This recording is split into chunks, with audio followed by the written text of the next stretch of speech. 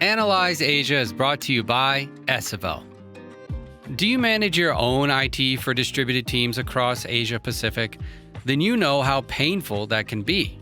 SFL helps your in-house team by taking cumbersome tasks off their hands and giving them the tools to manage IT effectively.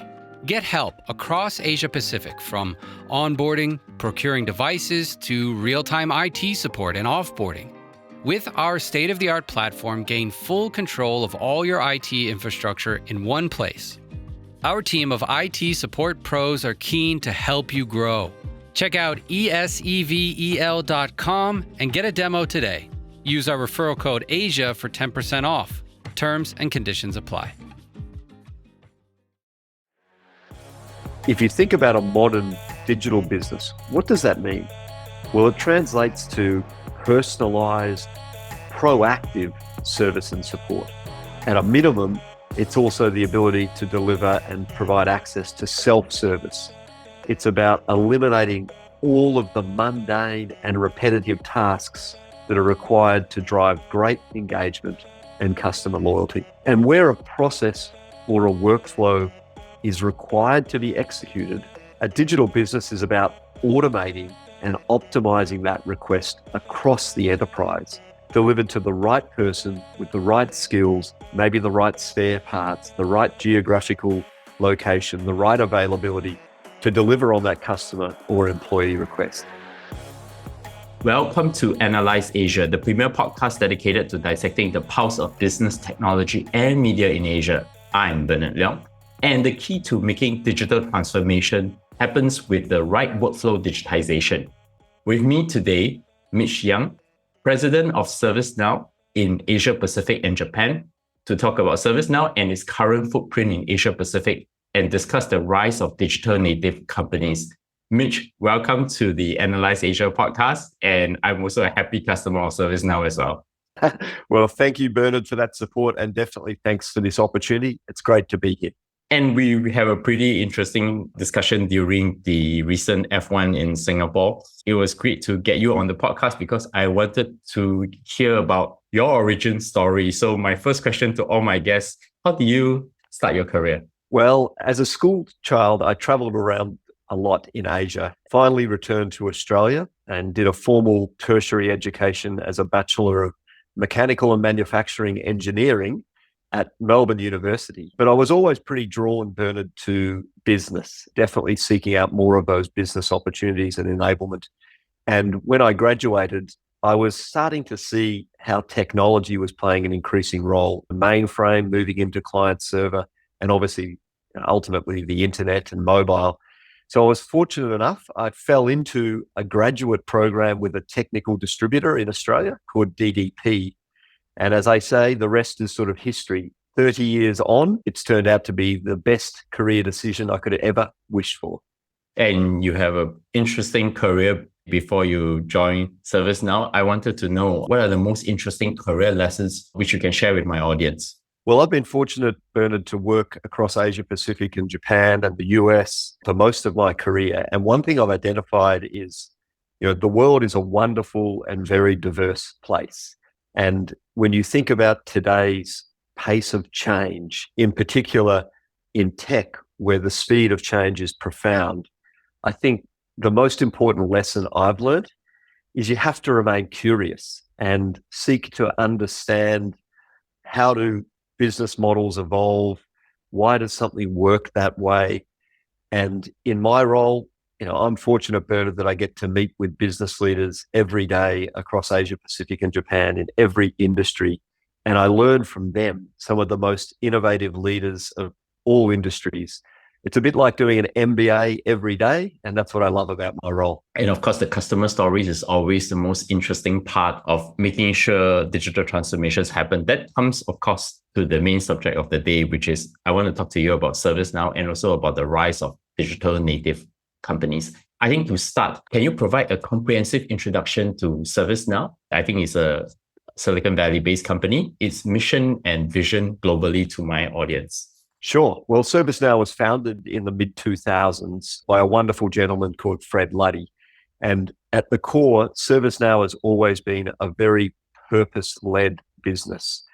Fred had a simple idea, and that was, how can I help regular people get work done in the enterprise? Fred was seeing how mobile and cloud and other technologies were transforming, our lives at home.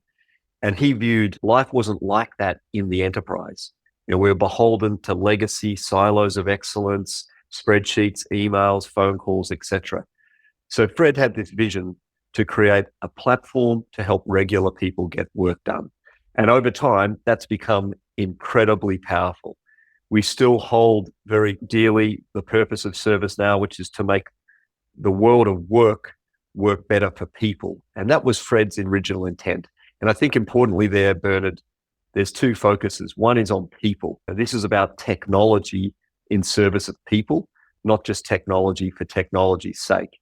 And also the world of work, which clearly has changed forever. And we can talk a little bit more about that as we go. But simply put, ServiceNow's role is to help digitize and unify organizations so they can find smarter, faster, and better ways to make workflow.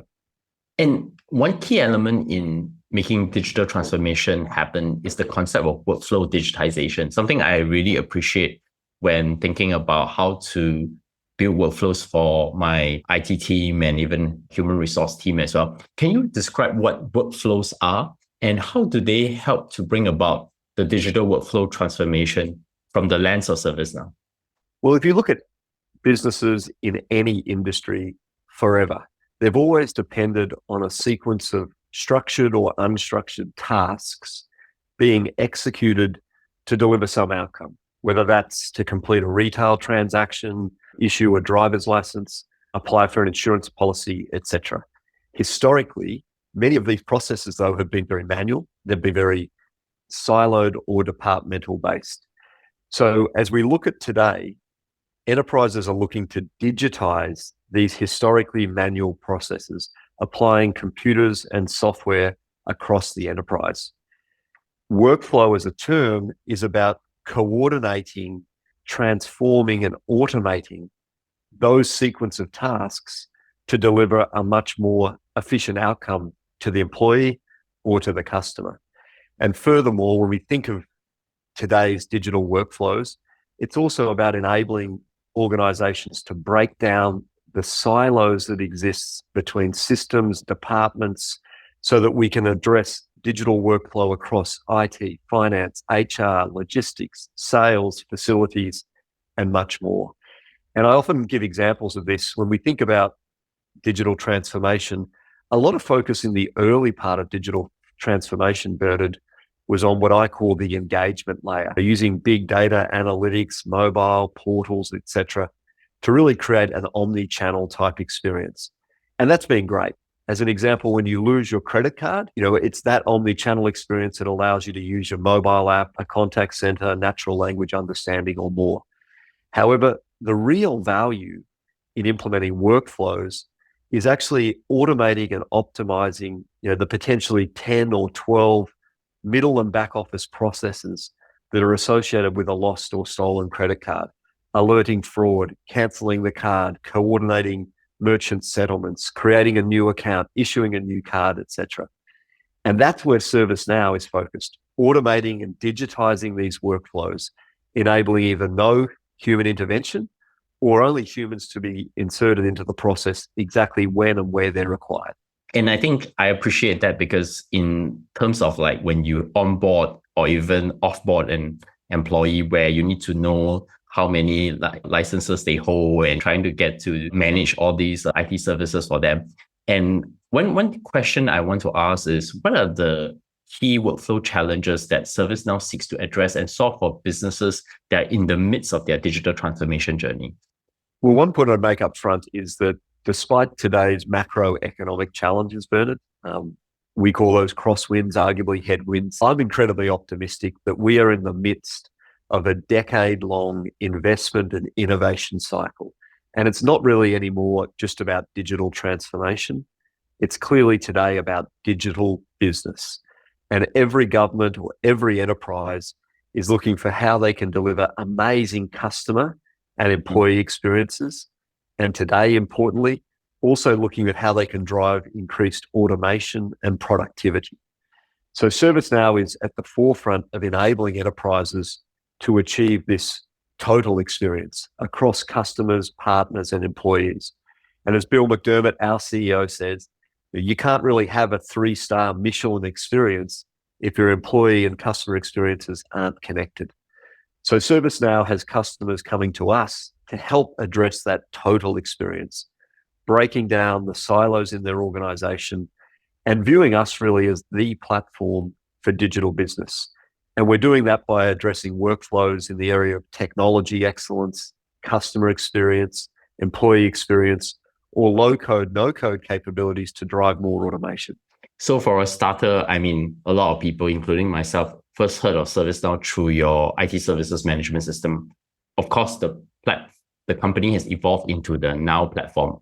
I think one good example, which I also learned along the way, was human resource services delivery is an extension of where ServiceNow has already moved beyond basic information technology services. Can you talk about the key capabilities in the Now platform and how the platform actually optimizes process and connect data and organization silos and also accelerate this whole innovation at scale?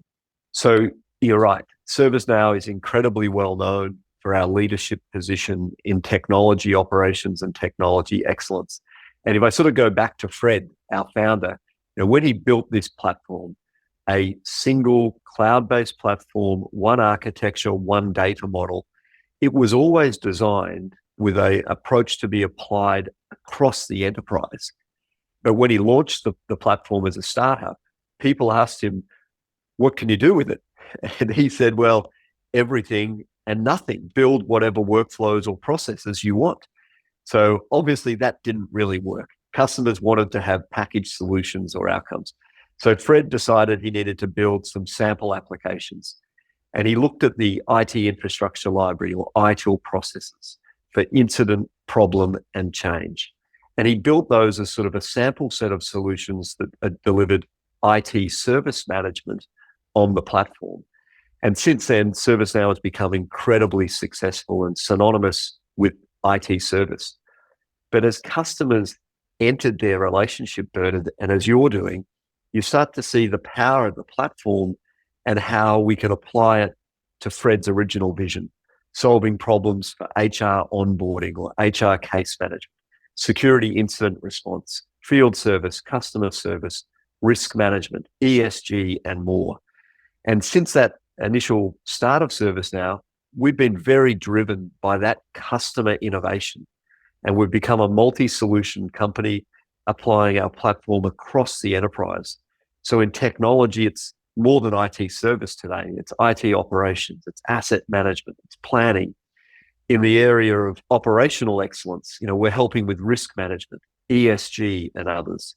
For employee experience, it's about HR case management, onboarding. In the area of customer, it's service fulfillment, it's field service. And then the way we build our applications is also available to our customers and our partners to create their own solutions with low code, no code, RPA capability, and more. So today, Bernard, actually 60% or more than 60% of our new signings actually come from outside that IT service space. And ServiceNow is viewed as a platform for digital business. And other than myself being a customer, I've met some of your customers which are actually much more interesting than that. Can you share some of the interesting customer stories in ServiceNow within the Asia Pacific? Sure. Well, one of the things I love, Bernard, is our focus on customers and customer success. We're so lucky to have 80% of the Fortune 500 already customers and partners of ServiceNow. And we've got a similar representation all across Asia Pacific. In Japan, we're working with a wide cross-selection of companies. One example would be the beauty industry giant, Shiseido, who have consolidated most of their IT and HR services onto the ServiceNow platform. And by doing that, they've been able to eliminate 40 hours per month in HR staff workload, and they're accelerating their market launch of new products. In markets like Australia, which is our first market in Asia Pacific and Japan, we have incredibly high incumbency and penetration across multiple industries. One example from Australia might be Officeworks, who are a large retail firm. And in a similar way, they're using the Now platform as really a one-stop shop for all of their employee services. So we're integrating requests around IT, HR, legal, facilities, and they've been able to eliminate over 200,000 sheets of paper and those sort of analog, outdated processes and digitize on the Now platform. Here in Singapore, where you and I are, we've got other great examples all across Asia. But one I like to talk to is Standard Chartered Bank, who've transformed their employee experience. And as we all know, during the pandemic, Standard Chartered Bank, like many enterprises, had to pivot from 700 people working remotely to over 38,000 staff working remotely and flexibly during the pandemic. ServiceNow was able to satisfy all of their employee requests and information through our platform in that transformation. And India, which is one of our fastest growing markets, we already serve the top 10 technology providers in the country. We're embedded in 3 of the top 5 banks, hopefully soon all 5 banks. And we've got great examples like Wipro, who are both a customer and a partner of ServiceNow. They're using ServiceNow to drive their growth and efficiency, helping to actually ensure service predictability across 60 countries in which they operate. Wow, that's a pretty big selection of customers that you have just spoken about. So since I have you here, other than just talking about ServiceNow, I also wanted to talk about the rise of digital native companies. I think Mark Andreessen from Andreessen Horowitz once remarked that software is eating the world. In looking at how companies transformed in the past decade, there is also the perception that software is the business where digital technology mediate every aspect of operating and scaling a modern company. Can you talk about first the core principles of how a modern digital business work from your perspective? Well, firstly, I'd state that I agree with Mark. For many years, technology was seen as supporting the business. I think it's clear today that technology is the business. And in the past, while we may have used technology to drive efficiencies in operations, that's really table stakes. Now we're looking at hyper-competitive businesses and talent markets where everything you do as an enterprise has to become a service built on data and a digital operating model that makes sense of that data. So I've talked a little bit already, a lot about employee and customer experiences. If you think about a modern digital business, what does that mean? Well, it translates to personalized, proactive service and support. At a minimum, it's also the ability to deliver and provide access to self-service. It's about eliminating all of the mundane and repetitive tasks that are required to drive great engagement and customer loyalty. And where a process or a workflow is required to be executed, a digital business is about automating and optimizing that request across the enterprise, delivered to the right person with the right skills, maybe the right spare parts, the right geographical location, the right availability to deliver on that customer or employee request. And then as we build those workflows, continuous process improvement is the other key part of a digital business, looking to drive more efficiencies, freeing up more of our operational staff in customer service, legal, etc., effectively eliminating that 30 to 40% of mundane, repetitive work that's done by employees within an enterprise and free them up to do higher value work. That's what's critical, I think. And I think this is also pretty intersects a lot into things like artificial intelligence, because it also assists things like robotic automation processing, or what people call RPA. But I want to dive a little bit deeper. What are the key trends in artificial intelligence, AI, for digital business in that framework that you have been thinking about? Well, I think all of us as consumers are very familiar with the trends that we see happening around AI and big data really impacting our lives at home, whether it's brands wanting to personalize what they're selling to us, whether it's platforms wanting to make more intelligent recommendations on what we watch or what we do. I think we're all very familiar with that. A lot of ServiceNow's focus around how we apply AI, ML, natural language understanding, and all of this confluence of technology is very much around how does an enterprise leverage the data that they have within an enterprise, often that's small data, not big data, to drive in this pursuit of becoming a perfect enterprise, one that's efficient, delivers great business service, and is highly competitive. So with ServiceNow, we are embedding more and more AI and ML capabilities across our entire platform. We actually acquired Element AI, one of the leading global AI companies, and are taking that knowledge and that expertise to apply into our platform. And it sort of shows up in one or two or three ways that customers and users of the platform sort of see that AI coming to life. Firstly is process automation. And this is pretty standard, the things we've talked about, which is how do I deliver self-service?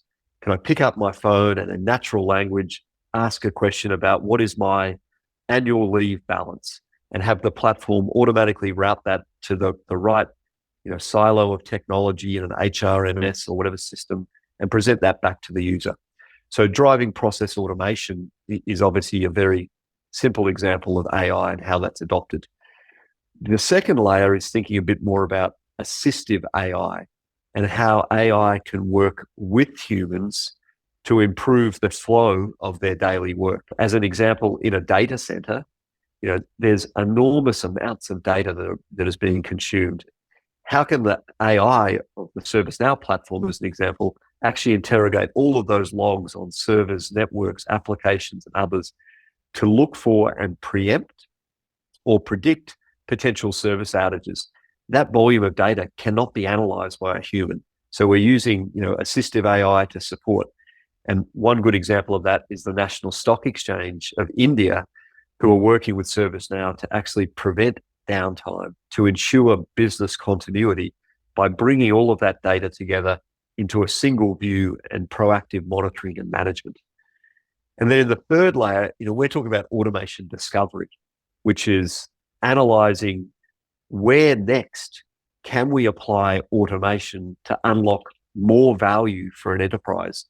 And that's really interesting in terms of where technology may not have been applied before or where technology can be applied to drive further automation within an enterprise.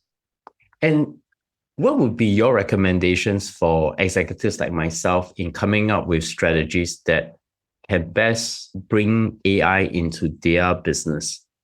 Great question. Well, firstly, let me say that there are plenty of evidence available that shows bringing AI into an enterprise makes very good business sense. Studies have proven that firms that invest in AI grow more. So the first point I'd make for anyone is get started in adopting AI. But as executives plan to bring AI into their business, like any other initiative, I think there's three things they should be considering.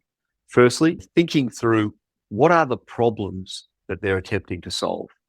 Secondly, what are the reasons or objectives of the project? And then what does the ideal outcome look like? So it may not be, as I said earlier, around applying AI at the larger, CRM, sales, engagement layer. It might be looking at what is my most complex or high value processes and how can I apply AI and ML to automate and optimize that further. So for many organizations, the other challenge is having access to sufficient AI skills. And we see that those companies being most successful, are really partnering with platforms like ServiceNow to help address a lot of that complexity burden and enable that AI transformation through better use of platforms like ServiceNow. And I think that also comes into the workflow digitization part. Can workflows today be augmented by AI then? If so, can you talk about some examples in ServiceNow where AI can actually deploy the digital workflows that's used by businesses there? Sure. Well, when we think about this workflow and sort of intelligent routing of tasks across an enterprise, there are really only four things an employee or a customer ever wants. And that was where ServiceNow was established to address. The four things they want is they want a product. As an employee, you might want a desk, a mobile phone, a computer, an application, some software or something. As a customer, I might want to open a bank account. I might want an insurance policy, whatever it may be. So first thing is they want a product. Secondly, what they want is that they want that product to be serviced. I need it to be maintained, fixed, upgraded, repaired, moved, or something like that. Thirdly, they want to know a policy. I've now had a child. How does that affect my insurance? How does that affect my company benefits? Or fourthly, they want to have some care. Something's changed and they need care. So in all of those examples, AI and ML can assist in automating and optimizing that process. Today, in a large enterprise, you'd be surprised how few people know where to go for help. Through AI and ML, we'd love to have an ultimate vision where no matter what request, whether it be from an employee or a customer, you can meet that user wherever they are, via a mobile app, via a portal, via natural language understanding, via a sales office or a branch, and they can ask in plain language, what are they looking for? And the platform automates the routing and delivery of that capability, either in full self-service or to the person who can fulfill that request in the most effective and efficient way. Things like, how do I sign a non-disclosure agreement, with an enterprise? Do I go to the finance department? Do I go to the legal department? You'd be surprised how many employees in enterprises don't know those things. So there's some simple examples. Obviously, chatbot is a great example of how we're automating a lot of those processes, but then also using the data that ServiceNow has in the platform, in our one architecture, in our one data model to make recommendations and how we can improve. And an IT service environment like you run, Bernard, looking at all of the tickets that come in, how can we look for patterns in those tickets to have the AI or ML maybe automate 70% of the responses so that humans intervention is only required for those more complex examples, but continuously improve that over time. And I think the AI part of knowledge base is actually that you mentioned is pretty important because like most of the time, a lot of when an employee joins an organization, one key workflow I think a lot of us always end up doing is search and searching for information about things. And I think the beauty of AI, as I think you were alluding to, is you can actually personalize that search. Like maybe specific for a HR employee, they will only search for certain workflows, maybe someone in finance or legal, they have their very specific things they are looking for within the organization. Do I get it? You do. And the idea of enterprise service is you can have all of those different departments and functions participate, and you can have a single pane of glass or a single mobile app where you abstract that complexity from the employee. Is it a legal request? Is it a facilities request? Is it an HR request? The platform will work that out for you and know that. And with the security, governance, and controls, obviously, that are required for our customers, regardless of industry. But we're really excited about this opportunity, Bernard, and our aspiration is to remove that mundane, repetitive work, to free up our employees and our customers to be the most successful they can be. So, which comes to my final question then, what does great look like for ServiceNow in the Asia Pacific? Well, I mentioned earlier that customer success equals ServiceNow success. So ultimately, our success in the region is dependent on getting our customers to the outcomes that they wanted, addressing their biggest challenges, accessing their greatest opportunities. And when you look at Asia Pacific and Japan, an incredibly diverse territory with different levels of maturity and companies on different stages of their digital business journey, it's very, very different. We've got early adopters of cloud, nations like Singapore and Australia that have rapidly moved to cloud and adopting digital services. You've got powerhouses like Japan that unfortunately are actually lagging in digital adoption and have a huge opportunity to transform those traditional analog processes. We've got markets like India that are looking to leapfrog, technologies and digitizing and turbocharging their growth. So what I love about my role, as I said, is we're working across all industries, across all of those geographical regions, and meeting the customer where they are on their digital maturity adoption and helping them be successful with an ultimate view that I want Asia Pacific and Japan to work with ServiceNow and to be the most efficient and competitive we can be as a geo on the global stage. And I think we will probably get you back to talk more about that in the next upcoming years. We'd love to. And Mitch, many thanks for coming on the show. And thank you for really sharing what digital native companies are going to look like and what is the impact of AI on digitized workflows and also the business footprint of ServiceNow across the Asia Pacific. So in closing, I have two questions. My first question, any recommendations that have inspired you recently? Well, I was very fortunate. I got to meet the man, but I also just read the book called Team of Teams, which is by General Stanley McChrystal. He's retired now, but he was the head of the Joint Special Operations Task Force that led the activities in Afghanistan and Iraq. And that book draws some fantastic parallels between the military and the business world, in particular on how to sort of flatten organizational structures, how to drive alignment around a common goal, how to improve communications. And all of these things, I think, are incredibly relevant in today's complex world. And at ServiceNow, we're working with the McChrystal Group to adopt some of those principles. But I also, when we were together, Bernard, I was pretty inspired by the Singapore Formula One Grand Prix. Great to be back together here in Singapore. But I always find the F1, such a great example of how high-performing teams leverage innovation, technology, drive great culture and collaborations in their pursuit of excellence. And I was lucky enough to hear from Mika Hakkinen, the McLaren ambassador and two-time world champion. That was inspiring, that's for sure. And I also like the way he talks about how he get the comeback and then ends up winning the championship, and what is really the art part, where he thinks that the whole thing is that, yes, you have all these signs to tell you everything, but you have to, in order to be a leader, you have to pick the correct set of data points in order to make the right gut feel and make it happen. That was awesome, wasn't it? Yeah, that was pretty awesome. Just also, I want to put an addition to your book that you recommend. There's another book actually by General McChrystal, which I just recently read. It's actually called Risk. It's a whole book about dealing with risk as well. Well, in today's world, yeah, that's a challenge for all of us. I haven't read that one yet, but I'll add that to my list. Yeah. And how do my audience find you? Well, managing a geography like Asia Pacific and Japan, most often in an airport lounge, Bernard, or on my way somewhere. But seriously, LinkedIn is probably the best place. Mitch Young at ServiceNow on LinkedIn, you'll find that.